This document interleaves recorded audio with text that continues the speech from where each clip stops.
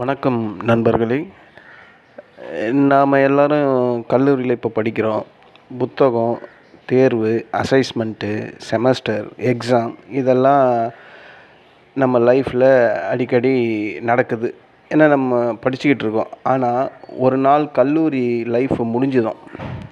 கல்லூரி லைஃப் முடிஞ்சதுக்கப்புறம் நம்மளோட முதல் தேவை எதுவாக இருக்கும்? பணம் தானே. நம்ம வாழ்க்கையில் மிகப்பெரிய சப்ஜெக்டாக பணம் அப்படின்ற ஒன்று தான் நிரந்தரமாக ஆகிடும். அந்த நாளுக்கு தயாராகணும்னா நம்ம இன்னிலிருந்து ஒரு சிறிய முடிவு எடுக்கணும்.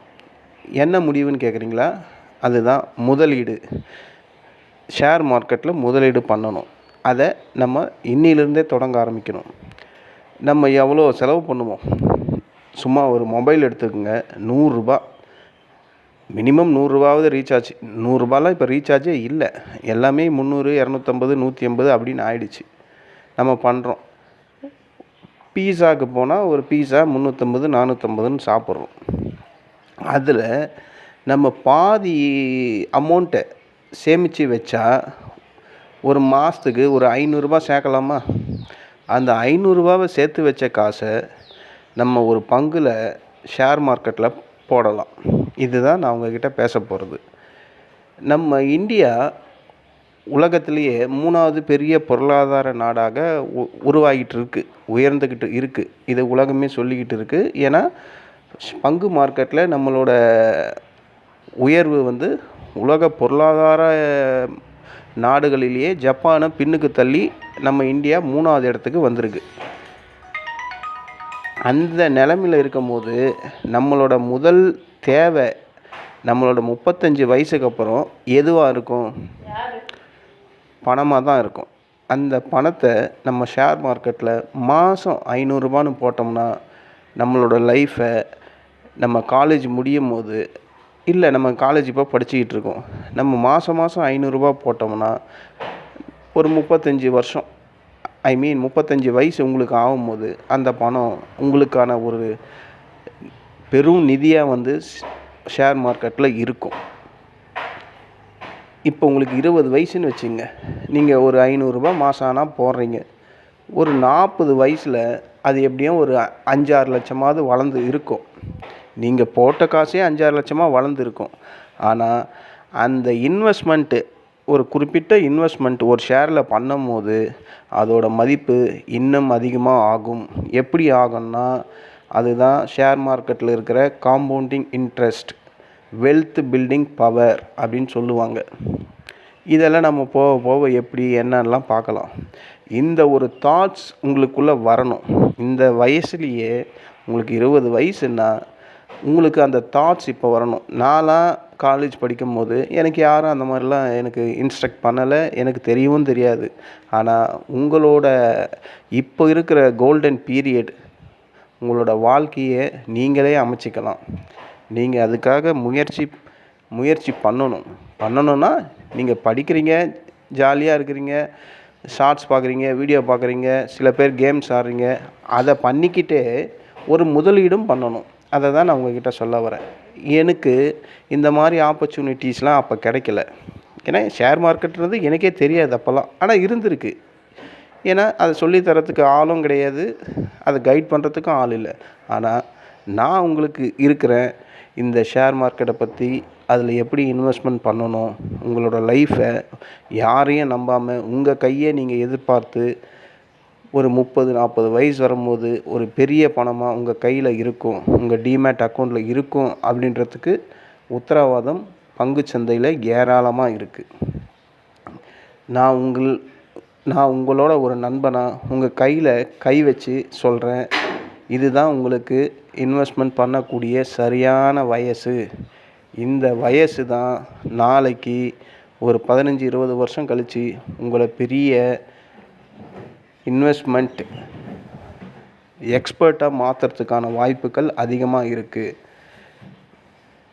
ஒவ்வொரு பெரிய லெவலில் இன்வெஸ்டர்ஸ்லாம் இருக்கிறாங்கல்ல, அவங்கெல்லாம் எப்படி உருவானாங்க அப்படின்னு உங்களுக்கு தெரியுமா? அவங்களோட காலகட்டத்தில் சின்ன சின்ன அமௌண்ட்டாக போட்டு தாங்க பெரிய லெவலில் உயர்ந்திருக்காங்க. வாரன் பஃபட் எடுத்துங்க, வேர்ல்டில் அவர் ஒரு மிகப்பெரிய இன்வெஸ்டர்ஸ். நம்ம இந்தியாலேயும் பல பேர் இருக்காங்க. அவங்க எல்லாம் எப்படி முன்னேறினாங்க? இன்வெஸ்ட்மெண்ட் பண்ணி தான். அவங்களுக்கெல்லாம் கைடன்ஸ் இருந்தது. இந்த மாதிரி பண்ணால் வாழ்க்கையில் முன்னேறலாம். 15 வருஷம் நீங்கள் உங்களுக்கு கண்ணுக்கு தெரியாமையே அந்த காசு, நீங்கள் போடுற காசு பங்குச்சந்தையில் அது உங்களுக்காக உழைக்கும். உங்களுக்கு அதை பற்றி அனுபவமே இல்லைனாலும் நீங்கள் வாங்கி வச்ச ஷேரு உங்களை அது வளர்த்து விடும். நீங்கள் ஒரு பொசிஷன்ஸ்க்கு போனதுக்கப்புறம் அந்த பங்கு உங்களுக்கான நிரந்தர இன்வெஸ்ட்மெண்ட், அதாவது நிரந்தர பர்மனெண்ட் அப்படின்னு சொல்லுவாங்கள்ல. நீ லைஃப்பில் என்னடா அச்சீவ்மெண்ட் பண்ண அப்படின்னு பல பேர் கேட்டிருக்காங்க. நம்மளையும் கேட்டிருப்பாங்க, என்னையும் கேட்டிருக்காங்க. காலேஜில் நம்ம என்ன அச்சீவ்மெண்ட் பண்ண முடியும்? படிக்க தான் முடியும், எக்ஸாம் பண்ண முடியும், அசைன்மெண்ட் பண்ணுவோம். ஆனால் இப்போ இருக்கிற உங்களுக்கான ஆப்பர்ச்சுனிட்டிஸ் ஏராளமாக இருக்குது. இன்வெஸ்ட்மெண்ட்டில் ஷேர் மார்க்கெட்டில் இன்வெஸ்ட்மெண்ட் பண்ணுங்கள். பெரிய பெரிய அமௌண்ட்டெல்லாம் பண்ணாதீங்க. சும்மா ஒரு மாதத்துக்கு 500 ரூபாய்.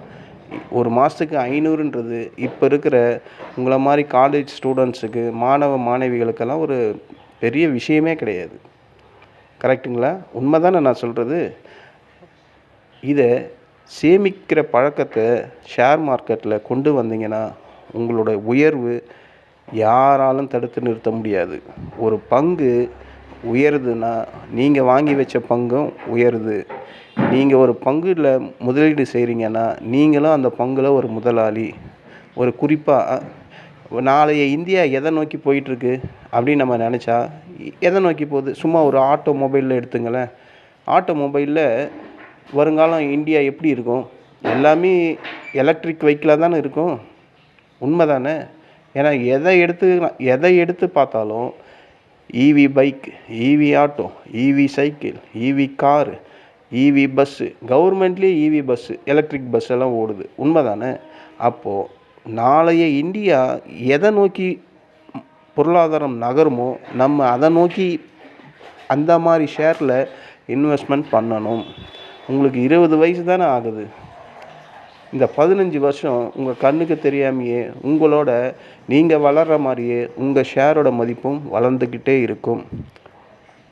இதை நான் சொல்கிறதுக்கு 15 வருஷமா அப்படின்னு உங்களுக்கு தோணும். ஆனால் கண்ணுக்கு தெரியாமல் இந்த 15 வருஷம் காற்றோட காற்றாக கலந்து போயிடும். இது உண்மை. நான் சொல்கிறத நீங்கள் கொஞ்சம் திங்க் பண்ணுங்கள். இதை பற்றி மேலும் உங்களுக்கு அட்வைஸ் வேணும்னா என்னுடைய brave traders Avadi channel, YouTube சேனலை சப்ஸ்கிரைப் பண்ணுங்கள். இன்வெஸ்ட்மெண்ட் பயணத்தை நம்ம இந்த பார்ட்டில் இருந்து இந்த செமஸ்டர் 1 அப்படின்னு வச்சுங்க. ஏன்னா உங்களுக்கு உங்கள் சப்ஜெக்ட்ஸ் சம்மந்தமாக சொன்னால் தானே புரியும். இந்த காணொலியை செமஸ்டர் 1ஆ வச்சுக்குங்க. இதை புரிஞ்சிக்குங்க. நம்ம எப்படி இன்வெஸ்ட்மெண்ட் பண்ணலாம் அப்படின்றத திங்க் பண்ணுங்கள். செலவு பண்ணதெல்லாம் போதும். இனி நாளைய உங்களுக்கு வாழ்க்கை நல்ல பிரகாசமாக ஐடி ஃபீல்டெல்லாம் கிடைக்கும்னு நீங்கள் நம்புகிறீங்களா? அது கஷ்டம்தான். அதனால் உங்களை நீங்கள் உயர்த்திக்கணுன்னா பங்குச்சந்தையில் முதலீடு பண்ண ஆரம்பிங்க. சிறுக சிறுக சேமித்து சிறு துளி பெருவெள்ளம் என்ற மாதிரி உங்களுடைய சிறிய பணம் கூட நாளைக்கு ஒரு பெரிய பணமாக உங்களோட வாழ்க்கை தரத்தையே மாற்றக்கூடிய அளவுக்கு இருக்கிற ஒரே இடம்தான் இந்த பங்குச்சந்தை. இதில் முதலீடு செய்வோமா? சரி நண்பர்களே, அடுத்த காணொலியில் என்னென்ன மாதிரியான பங்குகள்லாம் சூட்டபுளாக இருக்கும், அதை எப்படியெல்லாம் நம்ம சேகரித்து ஷேர் மார்க்கெட்டில் வாங்கலாம், ஷேர் மார்க்கெட் வாங்கிறதுக்கான என்ன ப்ரொசீஜர்ஸ் இருக்குது அப்படின்றதெல்லாம் அடுத்த காணொலியில் சந்திக்கலாம், பேசலாம். நன்றி, வணக்கம். குறிப்பாக இந்த யூடியூப் சேனலை நீங்கள் சப்ஸ்கிரைப் பண்ணுங்கள். உங்கள் ஃப்ரெண்ட்ஸுக்கு இதை ஃபார்வர்ட் பண்ணுங்கள். வாழ்க்கையில் முன்னேறணும்னு ஆசை இருந்தால் இந்த மாதிரியான சின்ன சின்ன யூடியூப் சேனலில் வர இன்ஃபர்மேஷனை உங்கள் லைஃபுக்கான பெரிய அச்சீவ்மெண்ட்டாக நினச்சி ப்ரோக்ரஸ் பண்ணுங்கள். வாழ்க்கை வெற்றியாக அமையும். நன்றி, வணக்கம்.